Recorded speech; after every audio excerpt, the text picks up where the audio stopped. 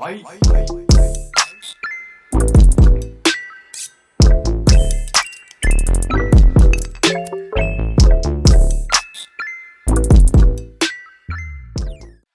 back to the Two Pointers podcast. I'm Trevor Everett.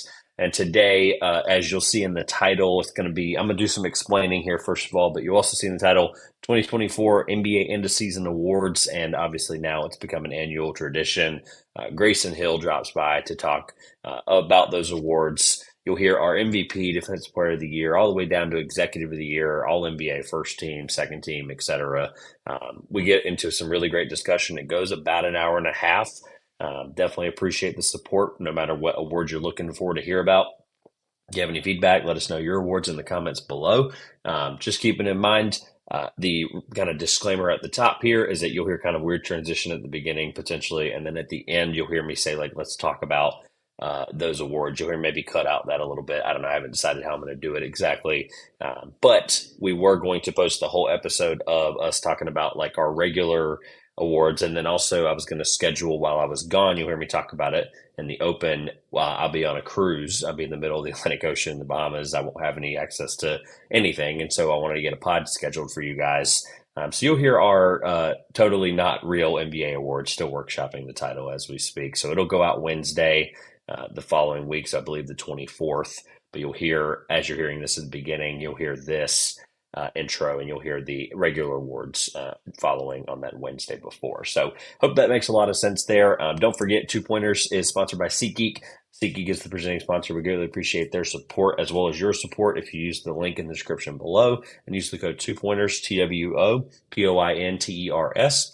If you're going to any NBA playoff games, concerts throughout this summer, baseball events, sporting events, whatever it is, we're able to get you $20 off that first purchase, code 2Pointers. And again, your support using that code and link do help me support this show, which helps bring out the best content we possibly can. Greatly appreciate the support from the listeners, the viewers, and as well as SeatGeek for their partnership. Without further ado, let's jump into the awards with Grayson. All right, as you heard in the intro, we're back here today. NBA End of Season Awards. I promise I didn't just not watch the NBA for 45 days when the NCAA tournament basically got kicked up there. But it was the more exciting stretch of basketball, if we're being real with each other. As much as I love the NBA, it wasn't the time for it. Thank God for League Pass for giving us the condensed version of games, going and watching some of the moments that you really care about, which is the fourth quarters and such. Enough about that. Obviously, as you see in the title of the intro, a person who's been here many, many times, Grayson Hill, how are you? I'm good. The Oklahoma City Thunder are the 1 seed. I have not been able to say that in a decade. So, life's good over here in Thunderville. But like I always say with these award things, I will do my best to be somewhat objective after we get through the MVP and just kind of give my honest thoughts on awards. As always, I appreciate Trevor having me on here, and it's going to be another good one.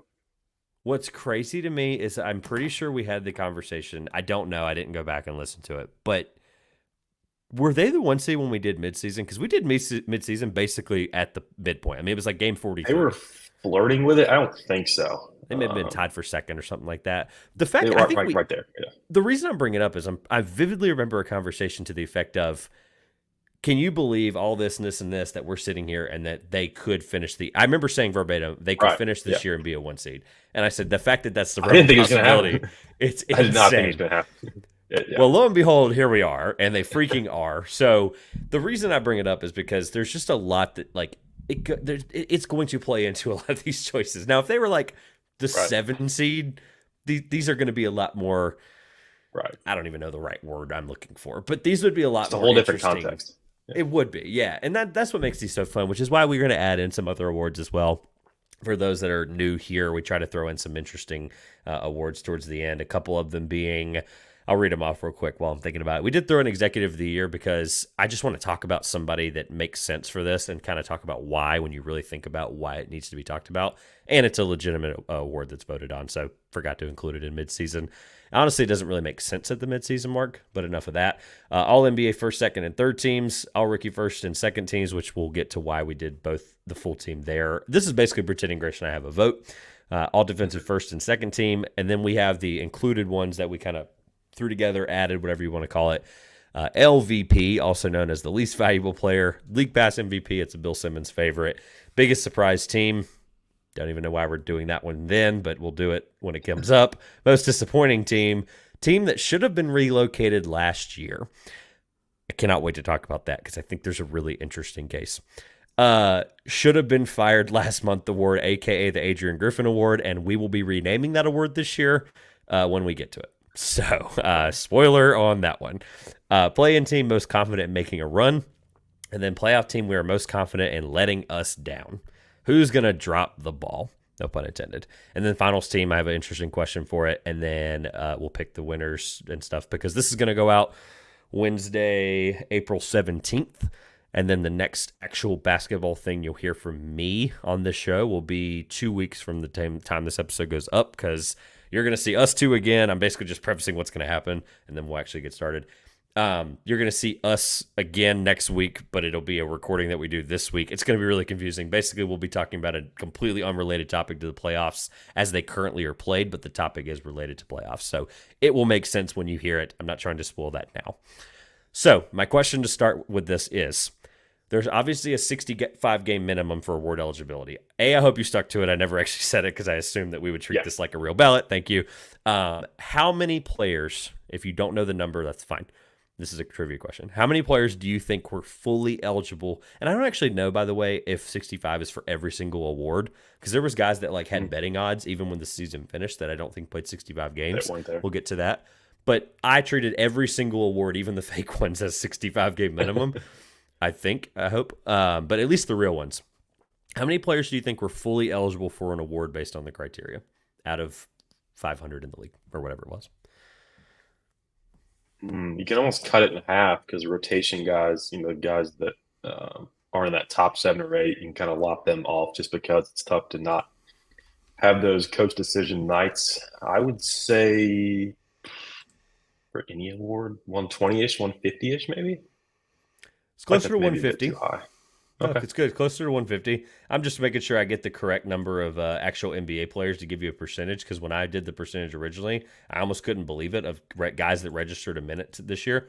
This is based on StatHead. Shout out to StatHead because I actually subscribed this year for the first time. It's incredible, and I don't know why I didn't pay for it before. Fun fact: Scoot Henderson was dead last in win shares this year, which is a daunting number. There's some interesting guys down at the bottom. There were 572 players that registered a minute in the NBA this year. 177 of them are eligible for the awards. Oh, wow. I think I'd be a little high. Yeah, so when you do that math, doing it on the fly here, 30% of the NBA are actually eligible for an award. So I guess the more I think about it, the question I have is, are we okay now, a full calendar year removed from the award being deemed the 65-game minimum here? Are we okay with it now? Yeah, I don't think we have like a glaring omission at risk this year because of that necessarily. Obviously, in a perfect world, there's no injury sliders in Philadelphia, and Embiid is right back in this MVP conversation. But outside of that, nothing comes to mind. I didn't have anyone bring me great pause when I sat down to do this. Like, man, I wish I could put him in here, but he played 64, but he played 60. I did my best to stick to the 65. I think that's a reasonable amount of games just because, you mentioned a third of the entire league is eligible for that. I think if the players we tend to think of as the guys that we're going to be voting for, if they can get, in the top 70th percentile of players as far as getting on the court, staying on the court, you can't control injuries. In a perfect world, we'd have none of them, but that's just not reality. Especially as the old guard kind of makes their way out, the guys we grew up watching, LeBron, Durant, Paul George, etc. It's going to be tougher for them, I think. But I think 65 is a decent bar, even 1 year in. I think I'm happy it's not way too low or way too high. Like there's no glaring issue with it yet. I suspect there will be a bubble case to come where a guy's 62 and it's just clear he should be up for something in some capacity. And we're like, well, what if we bump it to 60? What if we bump it to that discussion will come, but I don't think we need to have it yet. So I'm taking that as a good sign. I think ultimately I'm with you. And the reason I bring it up is because the only one that was going to come up was going to be Tyrese Halliburton. He finished with 69 games. And it felt like he came back and it was rushed, and that may have impacted a lot of where he standed on the real ballot coming up in a few weeks or months at this point, which is stupid. But second of all, on the real ballots that we're talking about today, which is our own, just some notable names that were under 65. Brandon Ingram at 64, Walker Kessler, Kevin Herter, Dario Saric, Alperen Sengun with 63, Karl Anthony Towns with 62, who isn't technically back, I guess, right? Jalen Duren at 61, Jimmy Butler with 60, but we're really going to vote for him anyway. Scotty Barnes with 60, Jamal Murray with 59. That's an interesting one. Obviously, he would have had to play. Would it have been really that close? Kyrie with 58. It's crazy to think he's played this whole year, but yet he's only played 58 games. It's nuts. Right. Chris Paul with 58. Jonathan Isaac, which I guess technically now looking at this, that actually changes one of my ballots. So that's a guy for sure. Yeah. Change that on the fly, I guess. My apologies for not checking every single player. You know what? Don't really care. Donovan Mitchell 55. Laurie Markkinen 55. My point is I think you're right. So Trae Young didn't have 65 either, just as an idea. So really quick, last time we did this was mid-season, which is obviously at the time didn't really care what the final result was going to be. It was what we've currently done at the time. I'll read my just like real ballot, the real ones that would talk about MVP, Defensive Player of the Year, etc. I had Shea for MVP, Chet for Defensive Player of the Year, Victor for Rookie of the Year, Malik Monk for Sixth Man of the Year. Most Improved, I had Tyrese Maxey. Coach of the Year, I had Mark Dagnall. Clutch Player, I had Damian Lillard. And then we'll get to first teams later. So who'd you have as well, just for a barometer of what people can hear? Yeah, so I had Shea for MVP, Rudy Gobert for Defensive Player of the Year. I had Victor as the Rookie of the Year. I was with you on the next couple. Sixth Man, I had Malik Monk. Most Improved, I had Tyrese Maxey. And Coach of the Year, I had Mark Dagnall. And then Clutch was Lillard for me as well, with a decent case of LeBron thrown in. I do remember the LeBron thing. I thought that was interesting. So my last question, and then we'll jump into it. It's been 10 minutes, obviously. I asked you this at midseason because I think it was an interesting thought. What was the award that you sat down of the major 6 or 7, not the ones we'll get into later that we both agreed pre-recording that we spent way too much time on, probably for a hypothetical. But which of the major 6 or 7 awards did you spend the most time on and struggled with on the decision? Probably Rookie of the Year, honestly. I think this is one of those years we just have 2 excellent candidates. In a perfect world, Chet has this season, last season, and this gets cleared up tremendously. But I think that, even as it stood midseason, as much of a Thunder fan as I am, I think we have to recognize the just incredible season, even at the halfway point that Victor was having. He's ramped up since then. He cleared the games played threshold with relative ease, I think. The minutes have bumped up a bit. Usage rates likely higher as they've kind of, I wouldn't say eased him in, but you can kind of tell that he's being entrusted with more being the best player in an NBA franchise in year 1, even in year 0.5 when we last spoke about this stuff. So I think that's the big takeaway for me. Yeah, for me, it was probably Most Improved Player, but I'll get to why in a little bit. That's also after that, it might be DPOY, but we'll figure out that as well. So let's rip the Band-Aid off. I would be a horrible host if I didn't ask out the gate who that you have for MVP based on a couple of factors, based on the fact that this is definitely one of the more interesting MVPs probably in the last 10 years. And second of all, the shirt you're wearing. So first of all, for those that are watching on YouTube, there's your nice little thumbs up for the YouTube audience. For the audio audience, you'll find out here right now. Who do you have for MVP? My MVP decision has not changed. It's still Shai Gilgeous-Alexander. This team down the stretch missed him a bit. He had a little bit of a quad injury. They were very careful in bringing him back against. He didn't play down in Charlotte, unfortunately, but they still, despite that, got the 1 seed. They had a really bad week in April. Still got the 1 seed.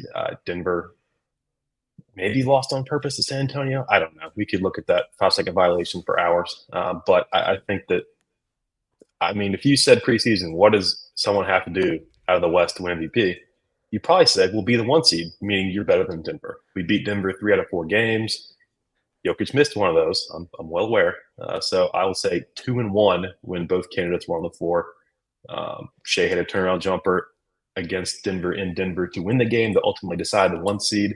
That's a little revisionist, but that fits the narrative, so I'm going to include it. And I think that, like you said, this is one of the more polarizing cases since, I think, Harden Westbrook back when the last time a Thunder player took this award home. So I think that between the two, there's not a wrong answer, but I just think for all the reasons that we've said, kind of this Thunder team and the catalyst behind it, it's pretty clear that Shea. Uh, the net rating of the Thunder when Shea is on the court without his next two guys in Chet and J Dub is higher than Denver with Jokic without Murray and Michael Porter, I think. yes, thank you. Yep. I believe, yeah. One of the other guys that isn't Jamal Murray. Right, yeah, the third, whoever you want to designate the third guy is. And it was close, but I think that the 51 30-point games, you want to get into like just counting stats for Shea, is just absurd. He averaged, I think, 30.9 on the season when all was said and done. 35 and 5 with 2 steals on north of 50% shooting. The list of guys who have done that begins and ends with Michael Jordan and Steph Curry. Both guys had MVPs. I think both are to most top 10 all-time players, especially at guard. So I think that, the case for Jokic, and this isn't the only reason, but the biggest reason I think is, well, he got robbed last year, so can we do it again to him? But I don't think that last year's mistakes should snowball into more mistakes this year. I think that reasonable people outside of Philadelphia realize Jokic should have gotten a first-straight MVP. I said in our Dynasty basketball group chat today that Daryl Morey wept to the extent of a flood advisory in back channels across the NBA for 2 weeks because, one, he knew that team was not getting out of 2 playoff rounds again, and two, because there's a lot of dust on banners in Philadelphia, so they have to pursue individual things, which I'm not saying Embiid was a bad choice for, but I think that the fact that he hasn't played in Denver in like 8 years and keeps ducking Jokic has to count for something. So, last year aside, I don't think any of their seasons should matter except for this one, which I realize is kind of putting blinders on. That's not the true spirit of the MVP, whether you agree with it or not.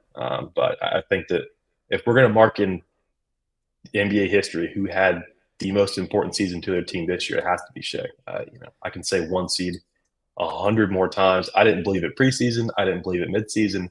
It really doesn't feel real now, to be honest with you, that we're going to get the winner of the loser-winner play-in game. And so I think, every Timberwolves burner on Twitter says free throw merchant, same amount of free throws a game as Luka. I think he's 6th in the NBA in points in the paint, every player included. Jokic is obviously above him. But for a guard, that's just incredible. He's got like 63% true shooting this season. Him and J-Dub in the clutch and tandem are incredible. We saw it in the Garden. We've seen it in Denver. Time and time again, Shea has come through. In the clutch, I think he was among that Chase Group for the Clutch award. I don't think he should win it. He was just kind of there if you look at the odds boards. But I just think, yeah. And if it's me being biased, then sue me. But I'm not the only one saying it. It's not just Thunder fans saying it. I think there's a lot of respected people in the media saying it. And Skip Bayless. So, for whatever that's worth. I was wondering if you were going to clarify what you meant by that, because I was wow, that's quite the title. So, this is my problem. I would not want anybody else to be making this award pick with me, first of all. I want to make that abundantly clear, right? For a lot of different reasons. For the bias alone, that's worth every bit of the last 4-minute monologue, which I appreciate. I think there should be more monologues on this podcast. I don't do a good enough job of it. This is actually, I think, the conversation around this MVP battle, I'll call it, that I think is going to be understated. I want to be clear on that. Is you're going to hear First Take talk about it. You're going to hear all these big talking head shows talk about it as like, what's the reason for this guy or that guy? They'll spew a bunch of stats at you, whatever, right? By the way, your case was completely compelling. I want to make that abundantly clear. This is actually a bigger argument that happens in college basketball more now that I think won't happen enough for this award. This basically is, how much do you really buy into analytics? Because it literally comes down. I'm just going to read it to make it abundantly clear, the unbiased thought through this, and then I'll give you my answer at the end of it. So Jokic is first in win shares with 16.3. Shea is second with 14.6. So if you just want to throw that out the way, that's a marginal difference. But then you really look at some of the stuff, and again, you know how I feel about, let's see what this says versus let's see what my eyes tell me for 82 games, right? Jokic played 79 games. Shea played 75. The one thing that I think people will argue about the games thing is like Jamal Murray, we just talked about, played less than 60 games, which is, that's a guy being the leader of a team, but he's been that for years. So really, what do we expect there? So we talked about win shares, and I think I wrote them down just before they finalized. So it's actually 17 to 14.6, still not a huge gap. And then I'm going to lead you all the stats that Jokic leads in. Offensive rating, defensive rating, offensive win shares, defensive win shares for per 48, offensive box plus minus, defensive box plus minus, VORP, PER, and he has a less usage percentage by 3%. Leads in assist percentage, leads in rebound percentage. Again, some of those kind of skewed, right? Being honestly, he's basically more of a point guard than a big anyway. I don't know my answer, and I just read you every stat imaginable that we have to evaluate players for 82 games. I mean, if Daryl Morey could talk over that last year, I don't see why Shea can't play over that this year. But I will acknowledge, absolutely, when you go do like the analytics deep dive, it should be Jokic for the last 5 years and the next 10, probably. That's the crazy thing, though. You know how I feel about the guy. I've watched him, but just not as much as you have, Shay. But I've watched him more than just about anybody you probably know that watches the NBA to an extent and has a platform. I don't know how I can't give it to Jokic. I really don't. Like, I sat here for 3 weeks because we knew we were doing this podcast for months. But I sat here for 3 weeks and I legitimately cannot talk myself in either direction. And ultimately, it comes down to how much do you value what we see versus what happens, and whether it's a correction from last year or not. It's not for me. I voted for him last year. You know that. If I had a vote where people's lives were riding on it, I would feel horrible voting against either of these two. That's the issue. And like ultimately, I don't have this overarching point. I just want people to be abundantly known that this is really an argument against what you really believe versus what you really see. My eyes tell me one thing, the numbers tell me another, but these both guys are incredible. And I think just for the sake of the fact that I think it's that close, the public discourse tells me it's Jokic. I think you may have alluded to that a little bit there a minute ago. The public's telling you don't look at the odds or anything. Like, people can do that all they want. Vegas knows what they know. Which shapes it a bit, but yeah. But like, I can't sit here and look at all these numbers and then watch Jokic for 79 games and not tell you that I don't have a convincing thought that he's not the MVP. So for the sake of the fact that I knew was going to be its own carved out 10 minutes, I think it's probably Jokic by literally the smallest margin possible, and I don't feel good about it even 20 minutes later. So, does your answer change if he had won it last year, if this was for the 4P? No, because I think he probably deserves a 4P. If I'm being real with you, I don't have voters fatigue. If a guy is the best player in the NBA, that's why I've always said I think LeBron should have won 6 in a row. Like, no questions asked. From it should be in its 2009 and its own set of parameters. Yeah. Whatever he had at the time, right? People should. It's like the same thing with the people that bring like. And this is, at that point, what kind of NBA debate do you want to have? But there are people that bring up, there's a choice, a few of them that you know who I'm referring to, that bring up the playoffs in these arguments. And I'm like, guys, give me a freaking break. Like, it is not. Yeah. So it's the same thing. I have to separate season to season. And like, I don't think voter fatigue is a thing. It's the same argument you're going to have with Victor. Do you really think the NBA do you think the NBA award people who are the same award people that are probably 4 times our age who have had a vote for that long? Do you really think they're going to get voter fatigue from Victor? Probably not. No chance. So why should I change that now? Yeah. Right. That's what again, I'm having this open dialogue with you because my pick comes from a proper place. Oh, for sure. And I still feel terrible about it. Like I am telling you to your face that it's not Shea, and like I still sat here and I'm like, am I wrong? Probably. Yeah. I mean, if you said Luka, I'd be a little more animated. But yeah. Fair. 100%. I didn't even consider, again, by the way, for people that are listening to this wondering like who's 3, 4, and 5, I didn't even tell you to do that because I don't do it. We're not really voting it if we were. That's just clear. Lucas 3. I would have had Luka 3, Giannis 4, Brunson 5. Or you can literally throw up anybody. But those are the 5. I think. We'll get to that. I have a thing about that later. Brunson and Giannis. I think it's an interesting thought. Yeah. Last thing on this, I didn't mention it through my entire page notes on this. Against the top 10 in point differential, I believe, was the factor there. 27 games each, Oklahoma City and Denver. The Thunder were 19-8 in those games, and Denver was 14-13. And I don't have any more context on that as far as who they played, when they played them. We know Jamal Murray probably didn't play a percentage of those. Like, it's just that's the thing to think about. Well, and the other thing I didn't mention that it ties to what you're saying, the records are identical, 57-25. Yeah. And the head-to-head, if that's really how close it is, I probably should have voted Shea, right? The head-to-head would tell you that. I'm not even with that in my favor. I don't think head-to-head should ever decide it because, like I said, one of the games Jokic missed, it's still 2-1 head-to-head. Like that's. But the fact that this isn't a pick'em is crazy. The fact that this isn't a pick 'em on every platform, I understand how betting works and I understand how odds work. But the fact that these two teams are 57 and 25, and the only reason the Thunder are ahead of them, offense or not, is that they won 3 out of the 1 or whatever the tiebreaker. Shea hit a game winner against them. Yeah. Basically. And that's great. Yes, and won the I think division y'all as well. deserve the 1 seed. 100% think y'all deserve the 1 seed. That's not the argument. The argument is if it's really this close, what whether it's the two of us or whether it's people that are making the vote professionally or it's people that are arguing this professionally or not, what you eventually have to draw a line. And the whole point I was making, to be clear to you and the audience, I was drawing the line at eventually my eyes have to back up what the numbers say and vice versa, and that's what they did. And like that was the only thing I could say that differentiated one guy versus the other. That shows you how close it really was. I mean, Jokic has been greater for longer. I'll absolutely see that. And I think maybe it's just he's more of a known quantity.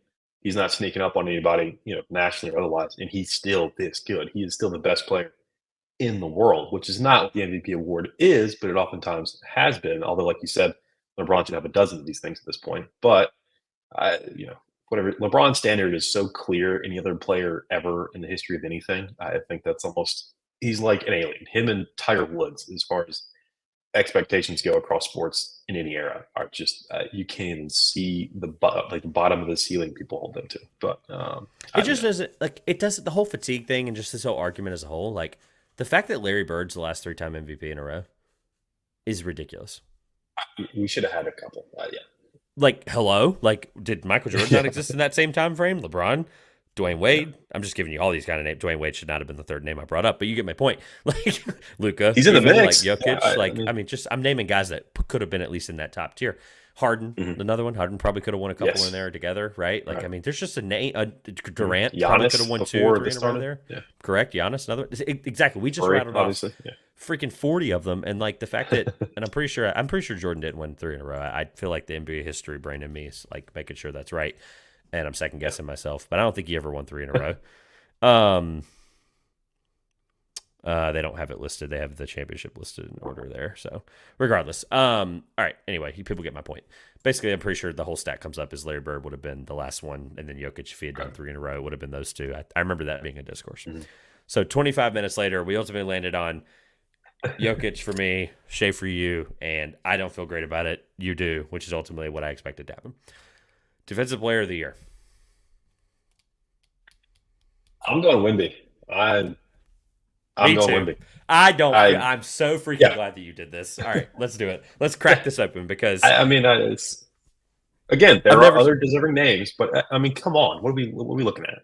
I mean, I'm not even going to try and shoehorn Rudy or Chet or no. I don't know how I mean, he has captivated the league. 3.6, I believe, is what he landed on blocks a game, which is absurd. That's got to be top 20-ish all-time single season. I'm sure there's guys way back when that have 4 or 5. Again, I think the record's like 5 points. While you're giving your point, I'm looking it up because shout out to StatHead. You can literally criteria anything and just put in like players with this criteria all time. Yeah. While you're talking about it, Whiteside had a crazy season. He did. It was like 3.6 or something stupid like that. Yeah. Okay, so he's like ballpark. I think more recently. But I just think, I don't know how you watch this guy. He's going to win another award, one of the ones we inserted into this later on. But I had not watched a ton of Spurs games because outside of him, that team is just laughably, absurdly terrible and unwatchable. But I made a point to really sit down and enjoy what this rookie season is, regardless of whether they're up 2 or down 25 on a given night. But just seeing what he does on an individual basis, he just kept getting better and better and better, and his game evolved almost week to week after we met at the halfway point. And it became so clear to me that there has to be something that we mark him down as, within history. And, all rookie first team unanimously is not going to cut it, in my opinion. I think there has to be some other demarcation of how just insane a season he just had. Coming in from overseas, we know the reputation of French players is not sterling, whether that's fair or not. And that was imposed on him on draft night. Like, are we sure about this kid? Are we sure? We're sure. And I'm sure he's the defensive player of the year. So, I mean, and if you think there's a lot of advanced stats for Jokic, you triple that for Wemby probably. And there are, like the MVP, other deserving names, but they're just not this kid. So I think it's Wembanyama for me. And this is one that I struggled with a bit at the midseason point, and this was not an issue for me at the end of the season. I'm going to read you. It has not been registered yet because the season just ended, but I'm going to read you the names ahead of him all time in just blocks per game in a single season. Like the most from 76 years or whatever, 77 years of history. Mm-hmm. I'm going to read you the names ahead of him. David Robinson, Hakeem Olajuwon, Kareem at 3 and 4, David Robinson again at 5 and 6, yep. and Hakeem at 7. Victor would slot in at 8th all time in the most blocks per game in a single season. I mean, that's yeah. There are 3 names ahead of him: David Robinson, Hakeem Olajuwon, and Kareem Abdul-Jabbar. That's just, and you can find all of them in one place. It's the Hall of Fame. That is just. And it may be incorrect too. I may have not queried it right. Like for those attacking me right now, Mark Eaton probably had like a 5.4 block per game season. I think he holds the record. Ungodly reason. In all honesty, I looked that up. I think he does hold the season record. But again, my query might be a little off. I'm just making that abundantly clear. I'm sorry. Regular season, any season per game, no qualifications otherwise, and it's just ranking every NBA player. And I sorted blocks per game by top to bottom, but it doesn't matter. The fact that we think that we have to look that up is just absurd. Yeah. So here's where I landed. Not to like cut you off where you were, but just want to make this abundantly clear. Okay. My eyes ultimately have to matter. I mean, I made that very clear a couple times, like throughout these podcasts we've done before.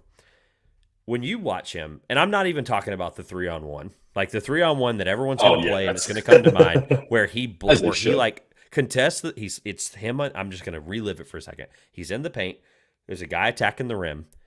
And I'm vaguely remembering it here, right? But the guy makes the one pass. He is able to turn and transition from the pass to the shot to make sure it gets blocked or make sure it gets contested. They get it out to the third guy who leaked out to the corner, which is the perfect basketball play, by the way. 2 guys attacking the rim. Yeah. 1 guy passing off on the handoff or on like a bounce pass, whatever, to get the guy under. Obviously, you can't bounce pass under Victor's 8-foot wingspan. It's just not happening. And then he's able to turn to his right and make a right-handed closeout to the corner. And I don't know if he eventually blocked the shot or not, but he probably did. He affected the shot. Yeah.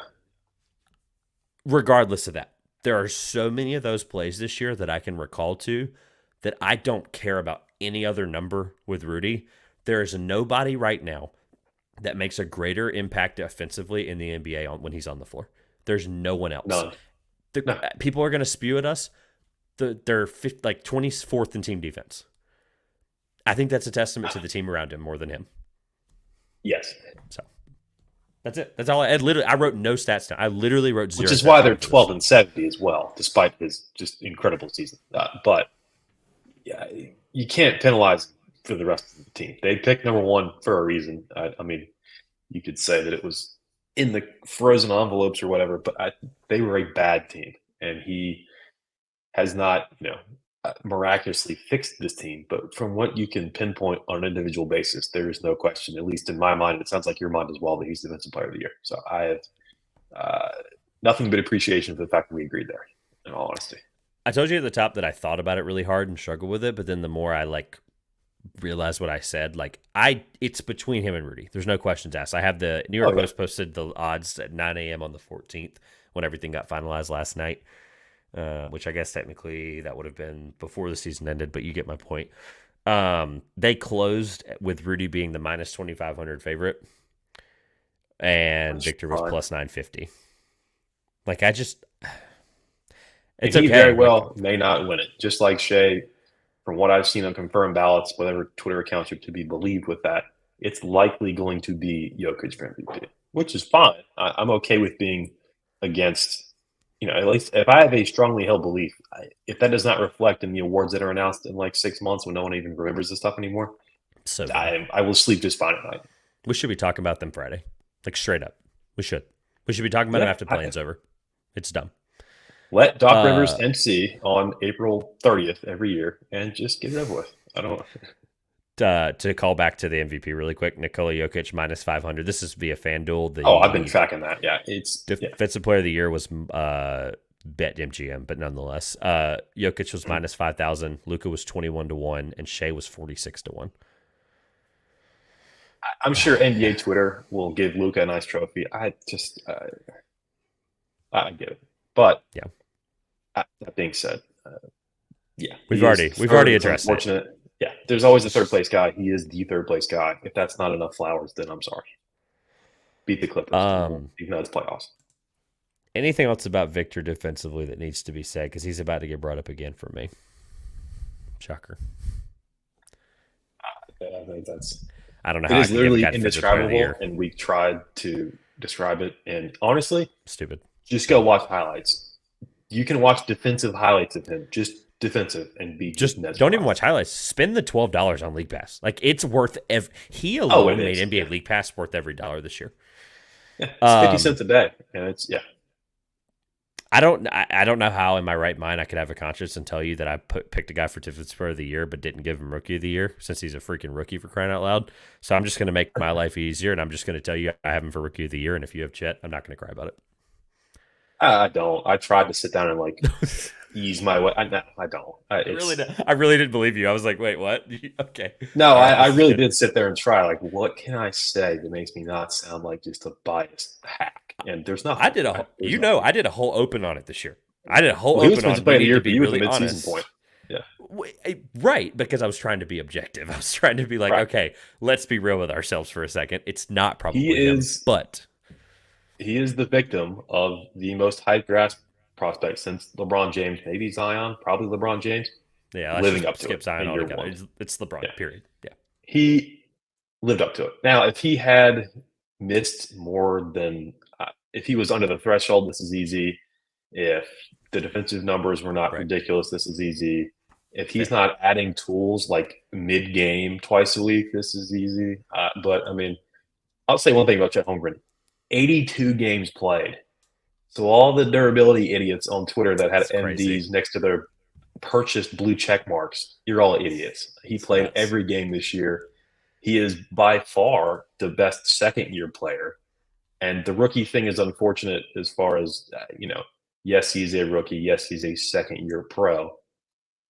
But I think, if nothing else, he deserves flowers for playing all 82 games. Just given he missed all 82 last year in a freak accident in Seattle, which people in Seattle probably love because the Thunder came from there and they didn't like that, which is tough. It's been 20 years to get over it. But I think that if nothing else is mentioned from this season for Chet, because he's in the shadow of 7'15" Victor Wembanyama, let it be that he played all 82 games. He was excellent defensively. He got beat up, pushed around, bloody face, bloody nose, teeth chipped, I'm sure. And he stood up to it, and he held his own, I think, very well for 82 games. Every single game on the schedule he played. There's like maybe 10 guys in the league that did that all season. And Kassan Wallace was another one, the lesser-known Thunder rookie, technically.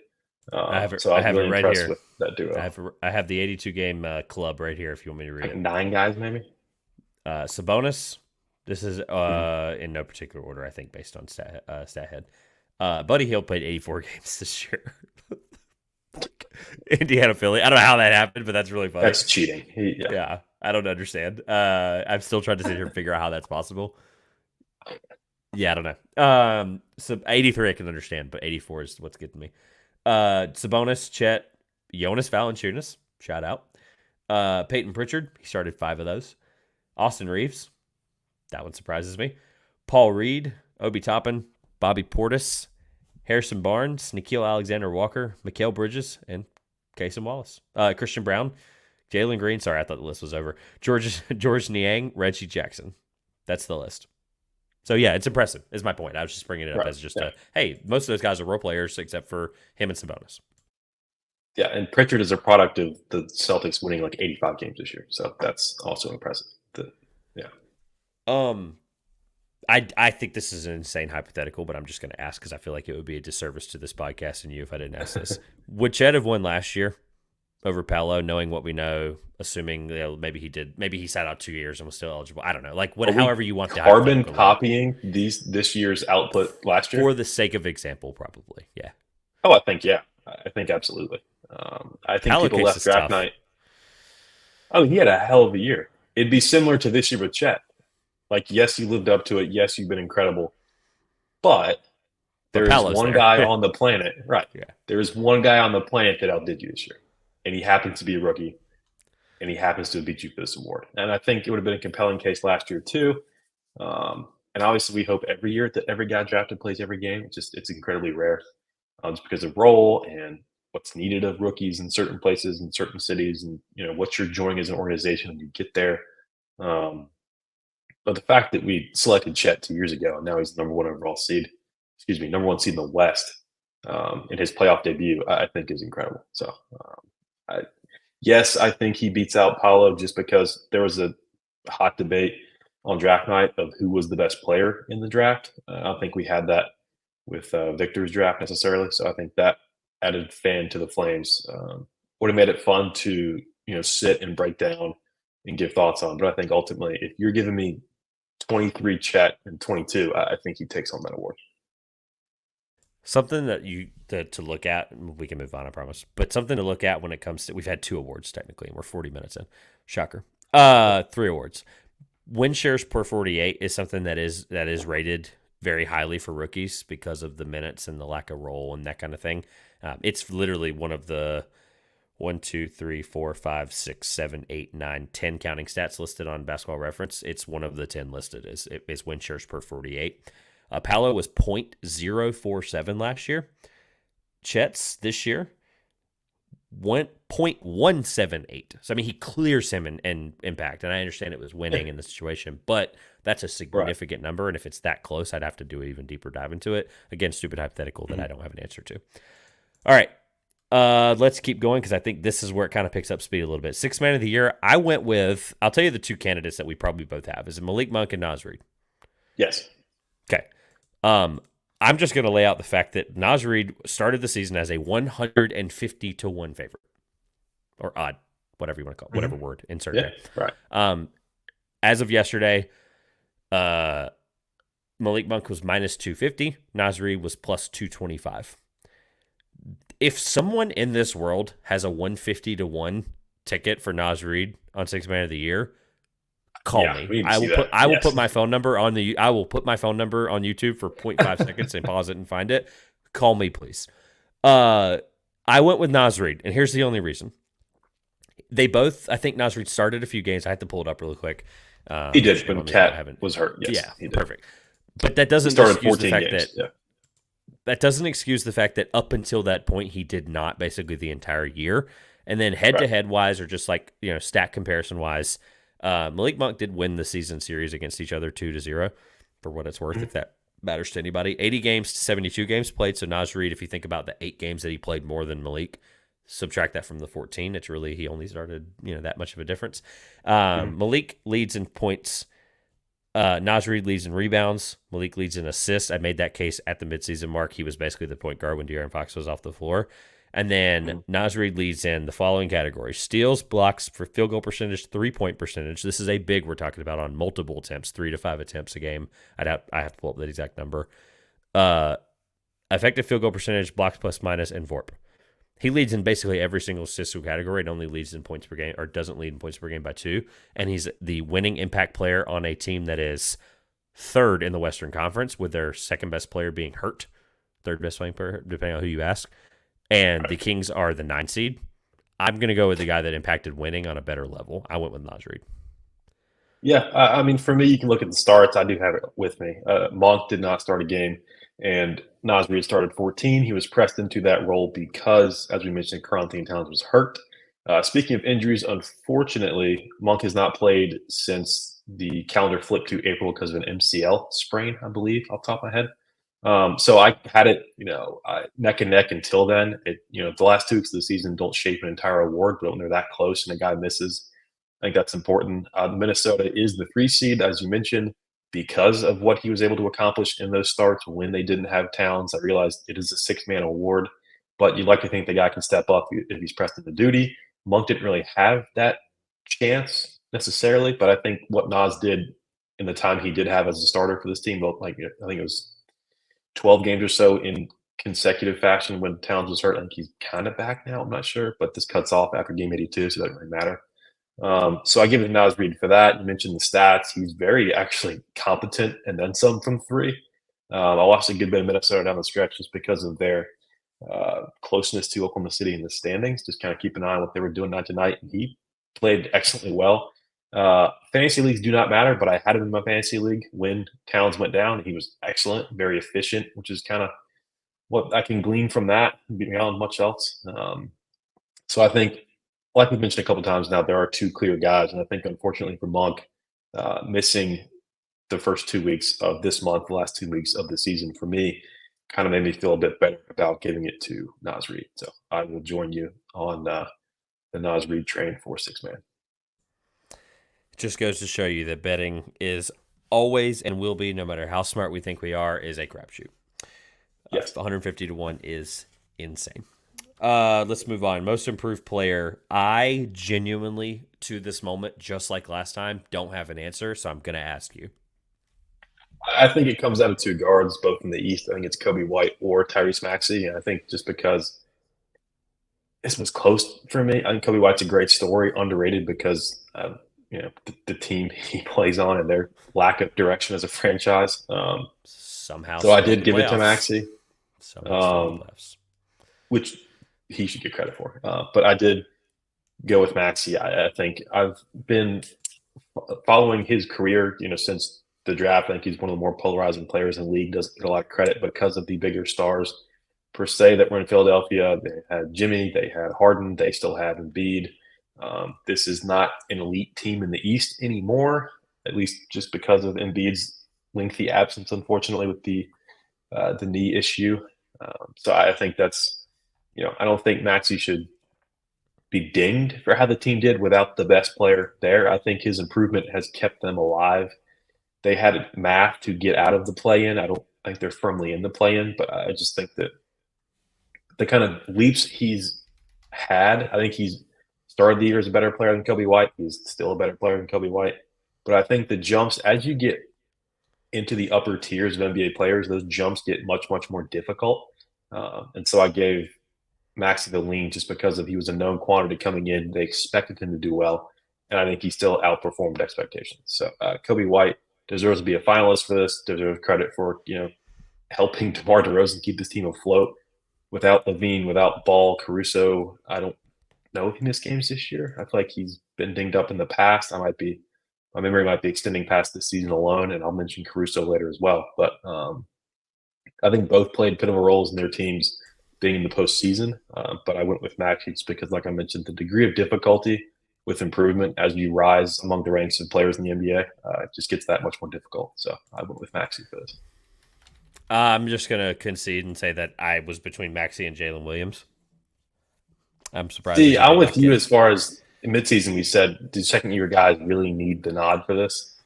They don't ever get it. I mean, it's just straight up. They just right, don't get it. Yeah. I mean, if you're looking at Good. Yeah, I think if you're looking at where did the guy start, where did the guy finish, I think it's Jalen Williams.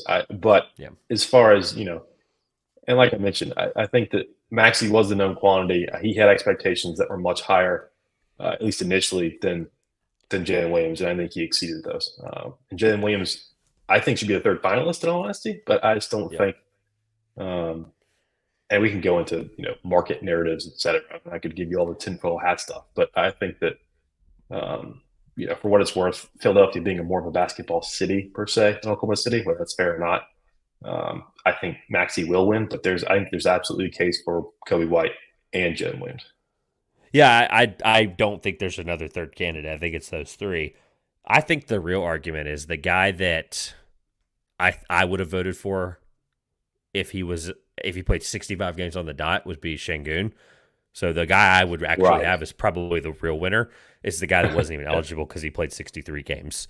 He went from 14.8 to 21.1 when he became the focal point of the offense. He went from 3.9 assists to 5 assists, only half a rebound up, but led half a percent of the steals. They were good, played better defense. 3-point percentage went down a little bit, but ultimately he was taking from 9.9 2-point attempts a game or 10 field goals total to 16 field goals total is crazy.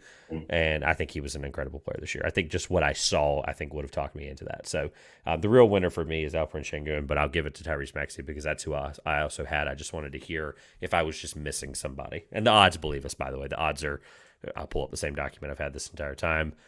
Most improved player, Tyrese Maxey, as of the... Well, he had a 52 point. By the way, he had a 52-point game to end the season. Like the last week of the season, he had a 52-point game, and that probably boosted his odds. According to this, he went from near a pick'em with Kobe White to minus 2,000 within a week. So minus 2,000. We saw Embiid drop 50 late last year. That kind of shifted Sands a bit with that. 100%. So I mean, it's Coach of the year. Give me 1 minute why it's not Mark Daigneault. Just kidding. No, I don't know if I give you 10 seconds. Yeah. It led the second youngest team in the NBA. I wanted to make that abundantly clear. 23.8 years to San Antonio's 23.5. And then the number one seed in the Western Conference. I don't think there's an argument for anybody. Joe Mazzulla's of the world don't win this award. Like, it's just one of those things that just doesn't happen enough. Joe Mazzulla, stay out of the way. That's okay. We can. There's just guys like that like probably should win this award every year. Not Joe Mazzulla specifically, but just the number one seed with the best record and da-da-da-da. It's the reason that Phil Jackson, all things considered, Phil Jackson only has, I'm just going to pull it up because I think it's worthwhile, talking about, regardless of what you think about it. Less than 5, there's a problem. Yeah. He has, dang it, they don't, shout out to Basketball Reference for not organizing it properly. They organized Coach of the Month. That's awesome. He has... one Coach of the Year. That's insane. That can't be right. There's no Latin now. That there's got to be organize a search filter. Here's the rankings. 89-90, he was 7th. 90-91, 4th. 3rd, 2nd. He won it 95-96. Unanimously, I think that looks like almost. No, just kidding. Not unanimously, but still in the 80 percentile. 7th, 2nd, 14th, what? 8th, 7th, 5th, 8th, 9th. That is a trivia question I would get wrong. Yeah, we're going to bookmark that one and not use that one for your episode, but we'll do that for whoever else. But great caveat. How many Coach of the Year awards? Yeah, okay. Enough. Yeah. Mark Daigneault's the Coach of the Year. Any parting thoughts on that thought as we keep moving? The biggest one being, you mentioned off the top, the average age. If you take Gordon Hayward off his team, they're the youngest team in the NBA. I'm pretty sure that number was preseason. Just to be clear, I think that number was preseason. I could not find an accurate number, and I wasn't doing the math. I'll just be real with you. I just wasn't. That's really, really, really in the weeds. But yeah, so I'll give you that. But I mean, it has to be Daigneault. The coaches themselves voted today. Daigneault narrowly edged out Doc Rivers, I'm assuming, for this award amongst the coaches. So that's complete sarcasm. But I think that I was like, all right. If the jury of his peers is going to put forth that opinion, I have no doubt. I think that the national media and talking heads, who I think have to watch the Thunder now, which is nice, because given the option, they probably wouldn't. But that's just how polarizing this team has been all year. So I mean, it's Daigneault. They improved by another 15, 17 wins this year. I think when you consider expectations when he was hired, my first question was, who the hell is that? It has just been incredible to watch. We've got LeBron and JJ Redick talking about him like bi-weekly on their new podcast. Although not too much, because LeBron even said that we might see them. And if the rumors are true and they throw the playing game tomorrow, then potentially we get Lakers Thunder round 1, which is terrifying, frankly. I cannot believe. I saw that report and I couldn't believe it. I was like, I don't understand. Yeah. That's just getting real careful with that stuff. But it's Daigneault, and it's not that just he's the guy standing there. He's got an incredible arsenal of plays that get spilled out on the white clipboard, out of bounds, side out, in the game, you name it. He's finding ways to get our guys the ball, get them open shots. It's amazing to watch. I had just no real thought when he first got hired, but kind of seeing the progression of him and his handle on a very young team, which, as we've seen in places like Houston, is not always easy to do. He has kept basketball the focus. The team barely put on division champ shirts, which is just absurd when you consider that who else is in that division, namely the Nuggets. So I mean, he's got them focused on all the right things, and he is the leader of men, and he's 20 years older than all of them, and he's still one of the youngest coaches in the league. So I think that this season in particular, the amount of respect for him, I think nationally, has grown to somewhere close to what he deserves, and it has been severely lacking in the past. And so I think that the full season of this result, clinching the 1 seed with a dominant win over everybody the Mavericks usually don't play, which is a whole other thing. But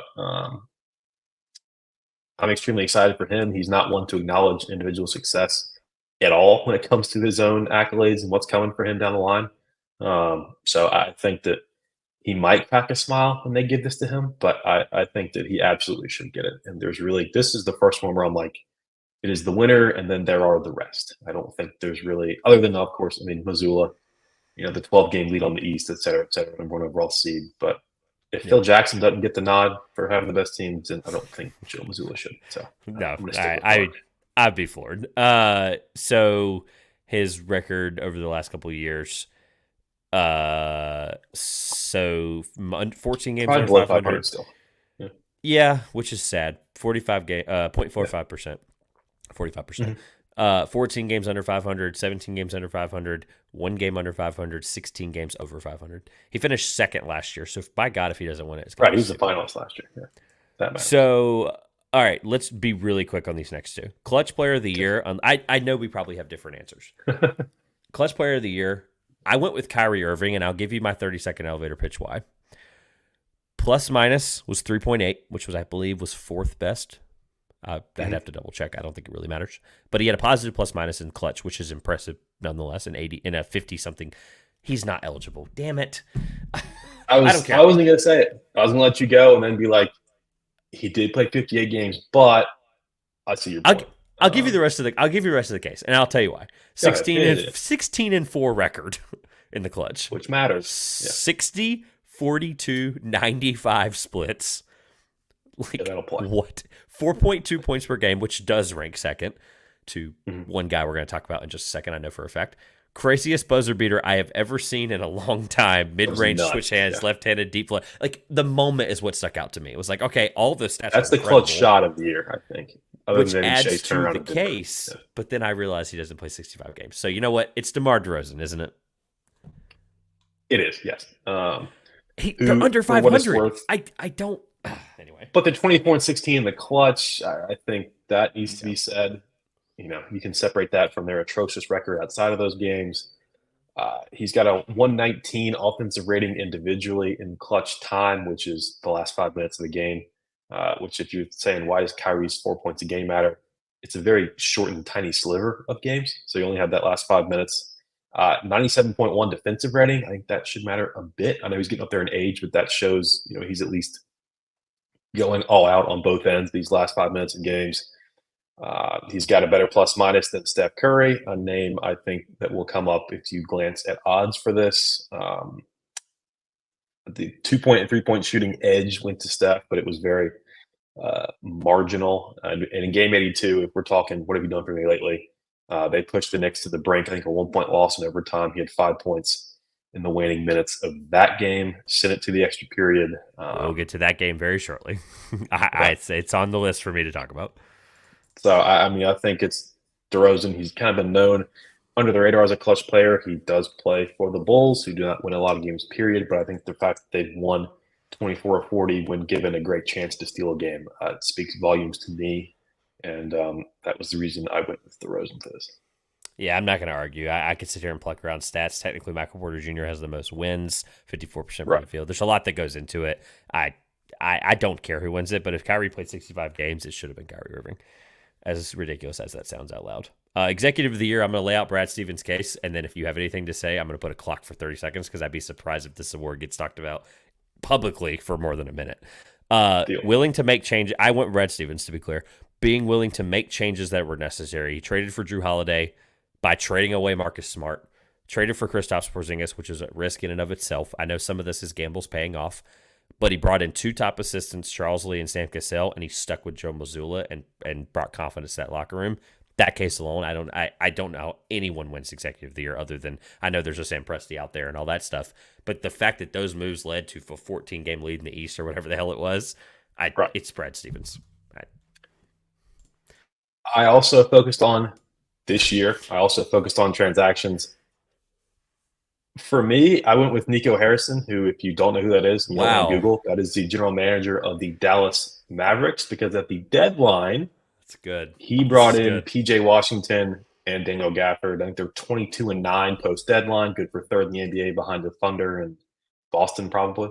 I think that for what this team was, which is before the season, which was it's Luka, a point guard who may be serious at like some points in the season. He played 58 games. Relative to Kyrie's normal, he's been very normal, which is impressive. I don't know how he pulled that off. Must be burning a lot of sage in Dallas. I have no idea. But he's had that team in the thick of it. They're in the 4-5 with the Clippers. We don't know about Kawhi yet. But that's going to be a hell of a series. It has been in the past. I'm terrified to play this team should the Thunder emerge from the 1-8, just because of how good they got. I think you said it to me more than anybody that Daniel Gafford should have been on the Thunder. That's just how much respect I think we both had for that move and what it meant to Dallas and how much better they got. Derek Lively has been good. He is a rookie. You don't want to lean on those guys too much in the postseason. So the addition of both of those guys, I think, has done a lot of things for Denver, both in record-wise and their true, I think, case to make a run in the postseason, even having to go through the 1 seed. You could argue they did well to miss Denver. We'll see how that plays out. But for me, I went with the midseason approach. And if I had any other thoughts, I mean, the Stevens case, as far as overall record and what that played into it, and the sticking by Missoula, I think, deserves a lot more credit than people think. He was not a popular guy in the streets of Boston or anywhere else, but he stuck by him and has produced this result. They're the best team in the NBA. The records reflect that, especially in the East. They wrapped up the East in February, and they've ebbed and flowed like any other team. But to your point, Brad Stevens being the mastermind up top, overseeing the court, has produced a hell of a team, and they're going to be a tough out in the East, let alone the NBA.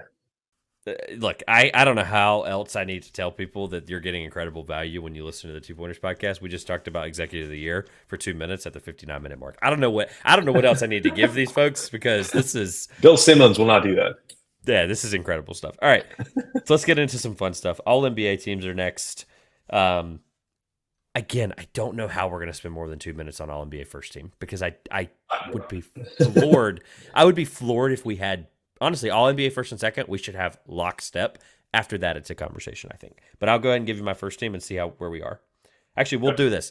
I know that talking about the award, we won't get into the conversation, was the forward thing. I'll do it at the end. I still went with guard, forward, center. I gravitated towards it naturally, and I didn't feel like switching you that didn't up. feel forced, basically. Right. It felt a bit, especially first team. That was, I could have not known their positions, just watched them play basketball. That first team didn't change for me. But yeah, I didn't feel necessarily boxed in by just, hey, you could have 3 centers this year. I didn't feel the urge to do that. So we'll just go one by one. Do you have Shea? Yes. I love just asking it. Just the thought of that question is funny. Luka. Yes. Tatum. Yes. Giannis. Yes. Jokic. Yes. Okay. Before we end up on some tangent that we didn't plan for, a couple of things. Giannis is considered a forward/guard, so that makes it pretty easy, right? Jokic is a center/forward. So really the positions, Luka is considered guard forward. Shea is just considered straight up a guard. Yes. And then Tatum is considered, and I'm organizing this by win shares. So wow, the fact that Tatum's 10th is a forward. So none of that was weird. Fine. Right. Here's the only thing I'm going to bring up before we get into second team. On the broadcast on Sunday, Knicks Bulls, Doris Burke brought up that she'd had a conversation with a voter for awards. So she did not say this. This is an anonymous voter. Remember the game I just said? My friend said, yeah. Knicks Bulls.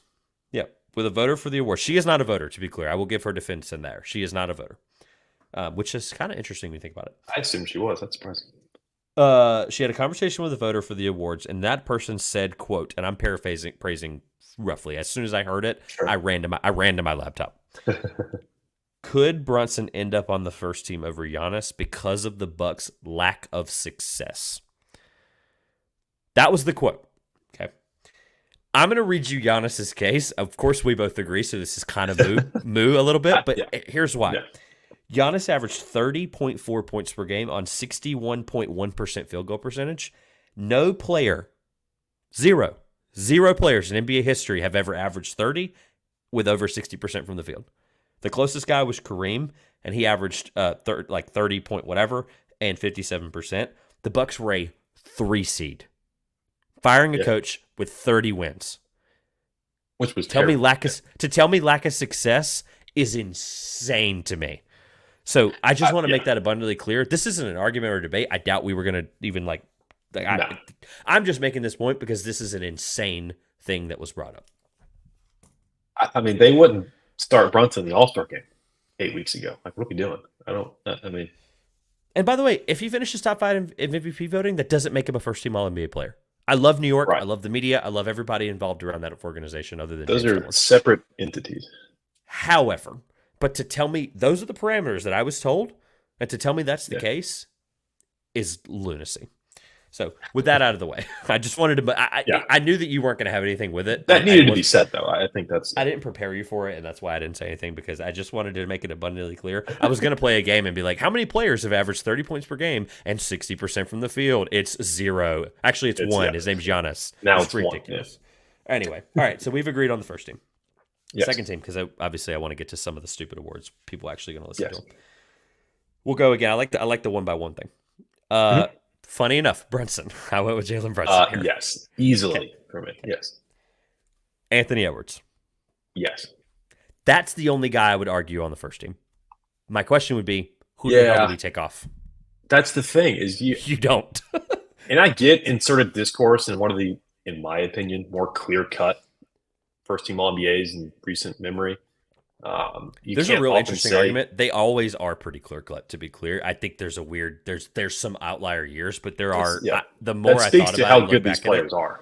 Yeah. Correct. Yeah. Kevin Durant. 2 for 2. Yes. Okay, love that. Kawhi.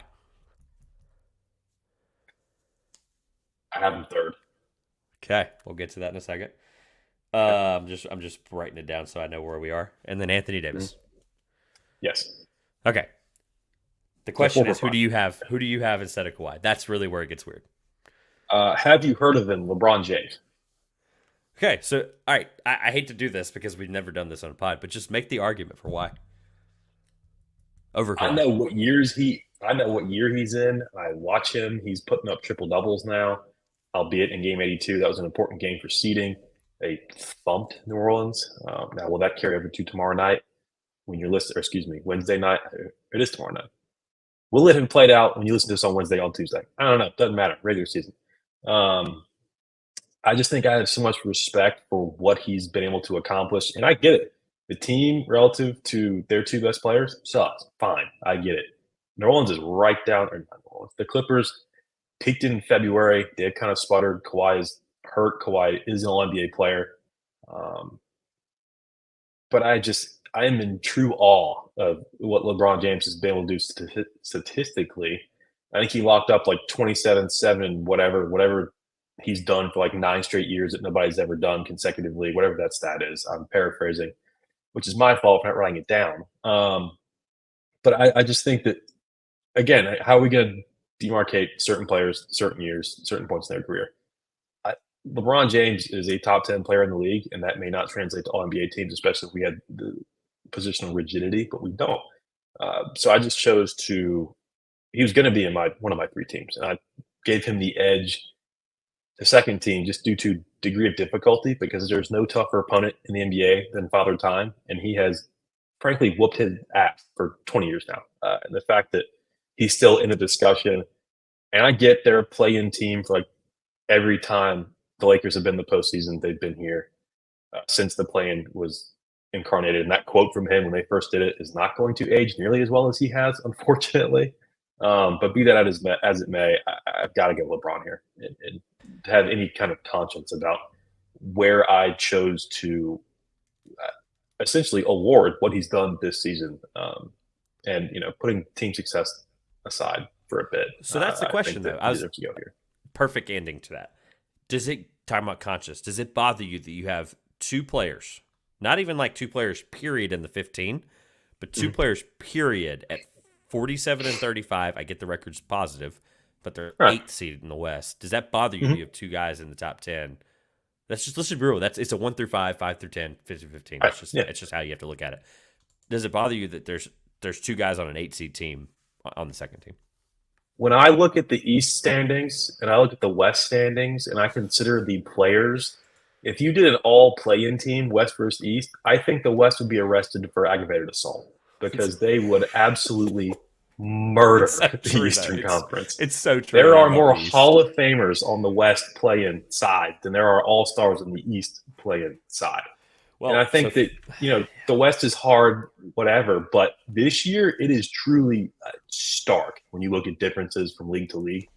And I think that even being a play-in, the Rockets could be like the 6th or 7th seed in the East. I don't think that much difficulty. Obviously, that would take a little more from Şengün, whatever. 11 of my top 15 are from the West. Just count that. I mean, what are we doing? Yeah. When you said I looked down and I was like, 1, 2, 3. Hold on. I was like, let me add them up really quick while you're talking. And I was like, That's not to say the East doesn't have good teams, but that's going to be the argument. That's going to be the argument. I'm a fan of the 1 seed. I don't want to play the 8 seed. Are you kidding me? I get the Heat do this zombie routine every year and they beat the Celtics, whatever. We'll get to them. But the West is terrifying. And to think I'm sitting here like, oh, please be the 3 seeds. We get the Pelicans. We have Brandon Ingram, Zion Williamson, Herb Jones, Valanciunas. The fact that I'm scared to be the 1 seed in the West because of who we could see as the 8 seed, I think tells me all I need to know. Yep. All right. I went with Kawhi because of a little bit of the team success, but also the fact that he has weathered a little bit of the injuries as well. When he was off the floor this year, that team was completely different. Anthony Davis helped the Lakers win a lot more games than I think people realized whenever LeBron was off the floor. That was really the only argument I had. I don't care either way because I do think he's probably deserving of it.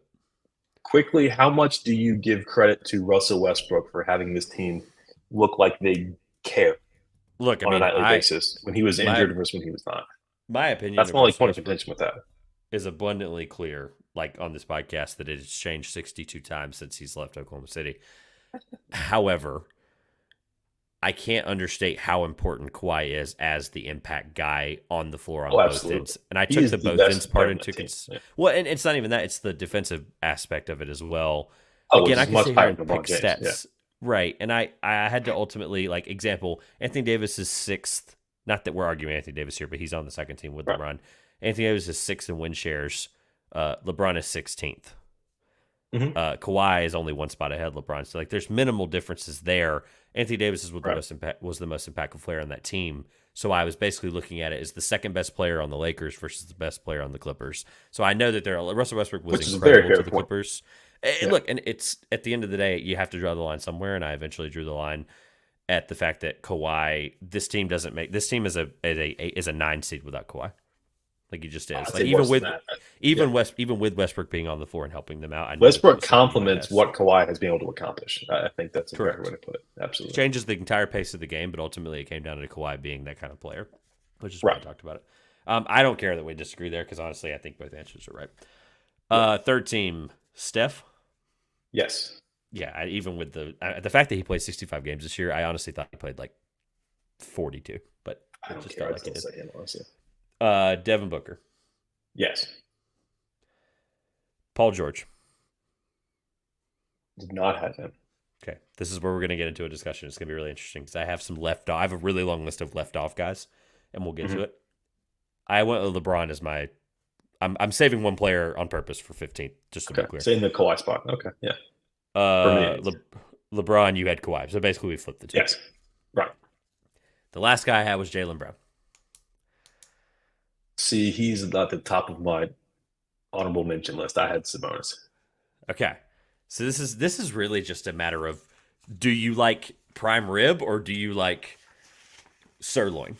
And I'll tell you why that joke is stupid and why it's right. Jaylen Brown is sirloin. Okay? Let's just make it abundantly clear, right? Like, sirloin's only good when it does certain things. I'll leave it at that and let people figure out what I mean by that with Jaylen Brown. However, they are 64-18, and Jaylen Brown no, I hear it. Every bit of that. Yeah. is, if you did the pie chart, normally I call it the blame chart. We've had that pod before, right? Where's the blame chart end up, right? If you did the pie chart of why the Celtics are 64-18, Jaylen Brown is minimum 25% of that reasoning. Pretty big piece of that. Yes. So whether I think Sabonis and you and Josh are in the right camp with that or not, he played 82 games. I think there's a lot of argument to be made there. That did a lot for me, frankly. Yeah. I gave it to Jaylen Brown because, my God, they're 14 games better than the second best team. And by the way, they're almost 10 games better than the 1 seed in the West, as you know. So, they are head and shoulders above all other 29 teams as far as record goes. Absolutely. Ultimately, I didn't order my left off list, but I do have Sabonis as like a guy just outside, basically. Oh, as I do Brown. Yeah, sure. So basically, we literally only missed one. We only disagreed on one player. So I guess my question would be like, elevator pitch me in 30 seconds Sabonis, because I don't feel like there's a wrong argument. I think that, are they the Celtics as a team? No. I think he contributes more directly to them winning games. There is no Jason Tatum in Sacramento. There is a Malik Monk. There is a De'Aaron Fox. There are Kevin Huerter for parts of the season. Unfortunately, I think he's done for the year.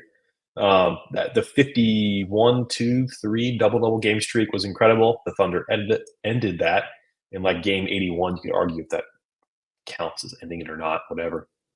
So he's individually incredible. I think he buoys this team as far as how they win games. And the thing is, it's not the most conducive to playoff success, which may shape some of the narrative. Although, again, we cut this off at game 82.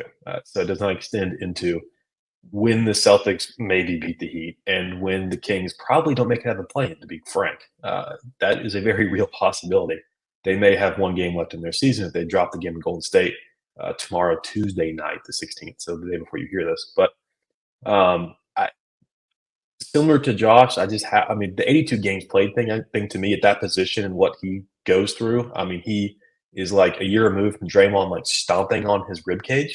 So I think that the brutality he goes through, similar to Chet, as far as durability goes, the fact that those two at the position they play and what they endure physically night in, night out, I think needs to be, again, noted down in the history books. I think that Sabonis, if you had to have a center, it's a lot easier to have that case, but we are not confined by that any longer. And, if Embiid had played a full season and we had to have centers, he would still not be on this list necessarily. So I think that for no other reason that I think that we need to recognize what he did this season a bit more than Jaylen Brown, as far as like, as a player, I think Jaylen Brown's a better player. But as we said before, that doesn't directly translate to, okay, we're not slotting 1 through 15 who's the best player in the NBA, because these teams would look crazy. But well, it's also too. We try to encapsulate the 15 best players in the league that season. I think you might be right, Sabonis. Regardless of how awesome the stats are, it's hard to deny that he wasn't at least really strongly considered for this. I think Jaylen Brown's been so good, though. Like, that was my only real pushback. Oh, he absolutely has. So I just had to give it to the guy that impacted the winning consistently enough, regardless of the team and all the charts and stuff. Here's a couple left offs, and we'll get rolling. Any that you, I guess, not even disagree with, but just names that I just had that needed to be at least mentioned. In no particular order, to be abundantly clear, because when you hear this, you'll see why that was a caveat. Zion. Yes. Yep. Tyrese Maxey. Yes, a bit further down than others, but yes. No particular. I just threw names on. I just threw names into a hat. Tyrese Halliburton. That one feels like the weird snub. Yeah, it's an unfortunate snub, I think. Yeah. Again, who is kind of the question. Derek White, right. I just threw in because, we'll get to him in a second, but Derek White. Rudy Gobert, if we're talking about center, he probably gets it. I guess technically, what is Sabonis? I guess actually the question would be, what is Sabonis considered? Which, according to Basketball Reference, he is considered a center forward, so it wouldn't have mattered. Yep. Sabonis I also had, and then Damian Lillard. That's the only other one I would just. It's just. I gave Jalen Williams that last spot, but Again, these are all just guys thrown at the wall. But yeah, I get you. Yeah. And Zion, actually, I don't think I may have only given 4 for third team. I had Zion as my 5th guy in third team. Oh. So Oh, Curry, Booker, Kawhi, Zion, Sabonis was my third team. I think I may have glazed over that, but yes. Curry, Booker, Kawhi, Zion, Sabonis. So we disagreed on Paul George and we disagreed on Zion. Right. Okay, that's interesting. Yeah. Okay. I'm not going to go through the Zion argument because I think it's fair. I think he should be on there probably, but yeah, no, I think that's great. I missed that. So okay, so the point was ultimately still the same point. We went 13 out of 15, which is really the number I sat down and there was 2 spots that I was like, okay, what are those 2 spots? And it's Brown and it's George. I picked LeBron as my center for this team for crying out loud because of the parameters of the lack of continuity now, or whatever award you want to call it there. Ultimately, again, that's kind of the point, was whether we agree on the fact that there should be positionless basketball, the fact that there's still only really 15 to 17 we came up with tells me that, does the league really need expansion? Does the league really need this and they really need that? I think the talent's in a great place, and that should tell you that. I think it's a really weird argument to sit here and tell you that we didn't have 25 guys under consideration. I get that awards and games and all that. I get that a lot goes into it. But it is just weird that we had 13 out of 15 guys and we really only had 17 we considered. So that's interesting. All right, let's blaze through the other other regular awards so we can get to the weird ones and get out of here. Sure. There were only 13 eligible rookies for all rookie first and second team based on the games played parameters. There's your oh my god stat for the day. So all rookie first team, I had Pajimski, Brandon Miller, Jaime Jaquez, Chet, Victor. Yep. Cool. Moving on. I'm just doing it to document it more than anything. All rookie second team, Keontae George. Yep. Cason Wallace. Yep. Marcus Sasser. If you have someone other than Marcus Sasser, Thompson, I don't care. But yeah. Okay. He may not be games played. Tumani Kamara. I had Lively. Again, I And might be missing games played here. Trace Jackson Davis. Yeah, he's my last guy. Okay, so I'll look up the games played. Derek Lively's out. He played 55. That didn't surprise me. He was hurt a lot. And then who was the other guy you had? Amen Thompson. He played 62. Again, there's only 13 guys to pick from. So my point is I just picked the 2 best. I picked the 2 best guys left based on win shares. So these teams are stupid. Is my point. There should have been way more eligible players. Yeah, I really don't have a point there. Derek Lively should be on there, and Amen probably should be on there as well. Amen triple-double game 82. That stuck in my mind. I was like searching for that last name on here. So as crazy as it sounds, Asar played 63. That would have been. He probably would have been on there if he played 65. Yeah. But I think we got the basis of them right. Tumani Kamara, by the way, a guy that I had on the Portsmouth list last year when I went to Portsmouth. Shout out to Portsmouth. Can't go this year. Really sad. Starts tomorrow. But I have a ton of people going that I know too. It's really sad. I'll be getting on a cruise. It is what it is. Tumani Kamara has been incredible. I left that tournament going, why was he the best player at Portsmouth according to every single person that scouts the NBA? And then I left going, why the hell was I not on that list? So of guys that thought that. So deserving that he'll get all rookie second team. All defensive first team. We'll do the same format. We'll keep rolling. Jalen Suggs. Yes. I think he has an argument for defensive player of the year, so of course he's on the first team. Right. Derek White. Yes. Oh, good. Okay. All right. I felt like I felt weird about that one myself, and I was like, okay, he'll probably have it though. Herb Jones. Yes. So we're probably going to go 5 for 5. Victor Wembanyama. So these last 2. Yeah, and then Gobert. And Rudy Gobert. Okay. Right. Yeah. At this point, I'm about to just scrap the second team because the more I think about it, I think I have guys that didn't play that many games either. So let me start with one of them real quick and look at it. Yep. That guy's automatically out. Okay. So, all right, I'll start at the top. Alex Caruso. Yes, who I hope played enough games. But yes. He did. I think I did it earlier. I think I was muted when you said it. When you mentioned that point about Caruso, I think I just waited to bring it up. 71 games. Perfect. Right. Shea. I did not have him on here. What? No. And I was this is one of those ones where I was like, oh, how many Thunder guys can I put in 10 names? He deserves it. Let me just be clear. Oh, absolutely.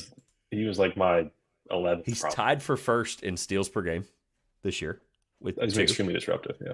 And then he's second in like every defensive stat for guards. So that's the second team. I think he deserves it. Two-way, absolutely. I'm surprised. Wow. Okay. Gilgeous-Alexander Walker. I went Jaden McDaniels. Now that I think about it, may not have played enough games. Nikhil played 82. Yeah, that works. That's awesome. I didn't know that. And then you went with Jalen, correct? Let me make sure I got the right Jaden one. McDaniels. Jaden. See, I hate this. Jaden. I hate it here. All right. Jaden played 72. Okay. So I'll make our lives easier, and I'm going to take Jonathan Isaac off the list, even though I promise you Jonathan Isaac is a top 10 defensive player in this league. Regardless of the minutes. For 3 weeks a year, unfortunately. I'm going to put McDaniels on there because of the minutes, and I had the minutes right for everyone else, or the games for everyone else. I went with Chet as the 10th player. Yes. Okay. So basically, Nikhil and McDaniels are interchangeable. I end up having both of them by accident. And then who was the guy you had that wasn't Shea? Adebayo. Oh, I considered him. Yeah, I mean, but the team was really bad a lot. I don't know how else to make that argument. I really don't. So that's basically, a fair case. When you're comparing 1 to like 9, then yeah, that's. It's just crazy to me that I had Shea, you had Bam. Like, it's just nuts to say that out loud. It felt wrong leaving Bam out, and that may be, a previous year resume thing where I just couldn't get it out of my head. But it's. I'd love to see this real team in about a month, and then sit down on a phone call and go, "What the hell were we thinking?" Because there's probably going to be like 6 guys that we just left off. All right, big thank you to Grayson for doing the NBA end of season awards. Don't forget that if you heard at the top, kind of the disclaimer, don't forget to check out next week whenever you hear this. If you're listening to this and it's Wednesday, the 24th or beyond of April, our not so real awards that we did, some funny awards, some team awards, things like that we made up that are really fun and really interesting that didn't have enough time, obviously, as you saw the runtime for the regular awards. But if you're hearing this, feel free to check that episode out. I am going to be out until then. You'll see a podcast and all the content on Twitter, Instagram, all that stuff will be back once I return for that first week of May there. So super excited to jump into the playoffs. Again, drop a like, comment, subscribe, 5-star rating and a review is greatly appreciated. This has been the 2 Pointers Podcast. I'm Trevor Everett, and thank you for supporting the show.